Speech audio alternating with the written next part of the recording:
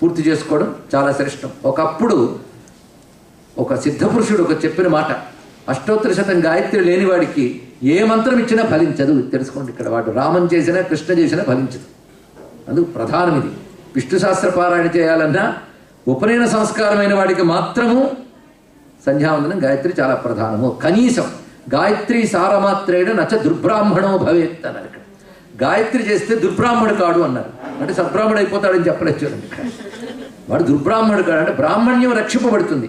వాడు ఇంకేమైనా సత్కర్మలు చేయించడానికి అర్హుడవుతాడు అన్నాడు. ఇక్కడ బ్రాహ్మణత్వ రక్షణ సమాజ శ్రేయస్సు కోసం, అంటే కేవలం బ్రాహ్మణుల కోసం కాదు. బ్రాహ్మడికి ఎందుకంటే అంత గౌరవం భోగం కోసం కాకుండా తపస్సుకు జీవితాన్ని వినియోగిస్తున్నాడు కనుక. ఎందుకంటే పొద్దున్నే లేచి జపం చేయాలి, హోమం చేయాలి, పూజ చేయాలంటే వాడికి ఏది సుఖపడడానికి అవకాశం ఉందండి. ఇక్కడ మళ్ళీ సాయంకాలం మళ్ళీ సెటిల్ అయిపోవాలి.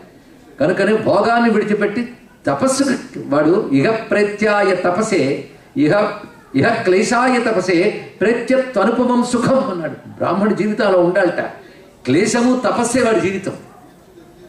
అలా ఉంటాడు కనుకనే వాడిని ఇతరులు గౌరవించారు. అది కేవలం పుట్టుక మాత్రం చేత గౌరవం కాదు, ఇది తెలుసుకోవాల్సింది ఇక్కడ.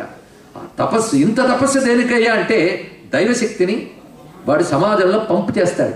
మంత్రశక్తితో సమాజాన్ని రక్షిస్తాడు.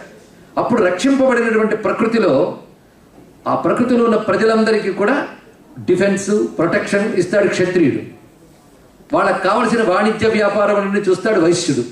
కావలసిన ఉత్పత్తి మొదలైనవన్నీ చూస్తాడు శూద్రుడు. ఈ నలుగురు కూడా ఒకే భగవంతుడి యొక్క స్వరూపాలు, అందులో ఎక్కువ తక్కువ లేవు. ఇది తెలుసుకోండి. ఇక్కడ స్వకర్మణ తమభ్యర్థి సిద్ధిం విందతి మానవ, 4 వర్ణాల వారు పూజ్యులే. ఇది తెలుసుకోవాల్సింది ఇక్కడ. అందుకు ఇందులో ప్రధానంగా మంత్రశక్తి కాపాడవలసిన బాధ్యత వీడు తీసుకున్నాడు కనుక దానికి తగ్గ జీవన విధానం, దానికి తగ్గ పవిత్రత చాలా అవసరం. అందుకని మేము ఎప్పుడు బొట్టు బోనాలు పిలకలు పట్టుకు తిరగాలండి అంటే తిరగాలి, మరి ఏం చేస్తాం? ఎందుకంటే యోధుడు చక్కగా క్రాఫ్ పెంచుకుంటారంటే కుదరదు. సోల్జియర్ అవునా లేదా? వాడు గుండు గీసుకోవాల్సిందే. అంటే దానికి తగ్గ రోజు ఎక్సర్సైజ్ చేయాల్సిందే.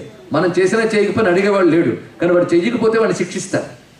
ఎందుకు? దేశాన్ని రక్షించడానికి సుఖాన్ని విడిచిపెట్టి అలంకారాలు విడిచిపెట్టి కఠినంగా యోధుడు పోరాడుతూ ఉంటాడు.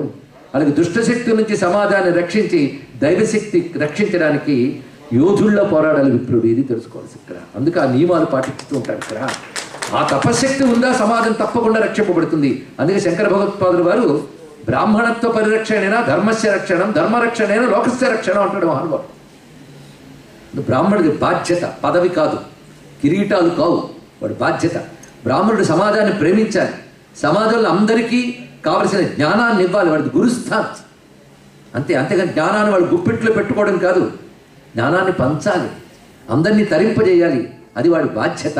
బాధ్యత పాటించినప్పుడు కేవల జన్మమాత్రం చేత ఏమున్నదండి, ఇక్కడ సంస్కారం చేత కదా ద్విజుడవుతున్నాడు.